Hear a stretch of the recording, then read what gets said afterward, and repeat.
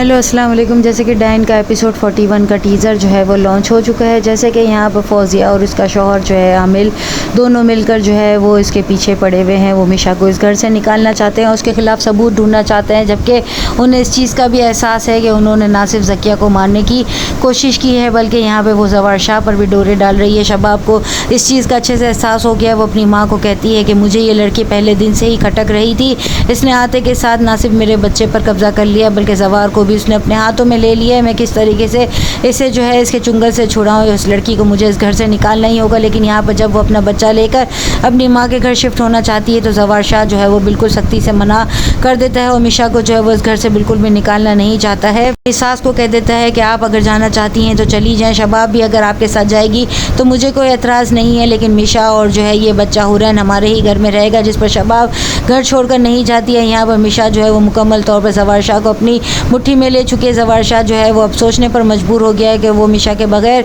जो है वो नहीं रह सकता। वो उसे पसंद करने लगा है। शबाब को तो नाराज़ कर सकता है लेकिन मिशा को नहीं। यहाँ पर वो मिशा से शादी करने की बात करता है लेकिन मिशा कहती है कि हमारे दरमियान दिल लगी तो ठीक है, लेकिन मैं इसे किसी ताल्लुक़ में नहीं बांधना चाहती। यहाँ पर वो इसकी स्टडी में जब जाएगी तो शबाब उसे देखती रह जाएगी और वो दरवाज़ा बंद करके जानबूझकर उसे चिढ़ाने की कोशिश करेगी, लेकिन यहाँ पर वो ज़वार शाह से भी कोई रिश्ता नहीं बनाना चाहती है। शबाब जो है ये सोचती है कि मैं किस तरीके से इसका मुकम्मल तौर पर सफाया कर दूँ और इस घर से हमेशा हमेशा के लिए निकाल दूँ, लेकिन वो अभी प्लानिंग ही कर रही होती है। जिस पर मिशा जो है वो ज़वार शाह को बता देती है। वो दिल ही दिल में सोचती भी है कि शबाब मुझे अब इस घर से निकालने की कोशिश करेगी और जब ज़वार शाह को वो शबाब के ख़िलाफ़ बोलेगी तो ज़वार शाह गुस्से में आकर कहेगा कि उसकी कैसे हिम्मत हुई, मैं उसे जो है इस घर में रहने ही नहीं दूंगा। वो समझती क्या है खुद को। शबाब जो है वो ज़वार शाह को छीनते हुए जब देखेगी तो बिल्कुल टूट कर रह जाएगी क्योंकि उसका बच्चा जो है वो भी उससे छीन चुका है और यहाँ पर ज़वार शाह जिससे वो हद से ज़्यादा मोहब्बत करती थी वो भी मिशा के पीछे पड़ चुका है। यहाँ पर मिशा जो है वो बारी बारी सबको अपने शिकंजे में ले चुकी है और सबको तोड़ना चाहती है। यहाँ पर अब वो फौजिया को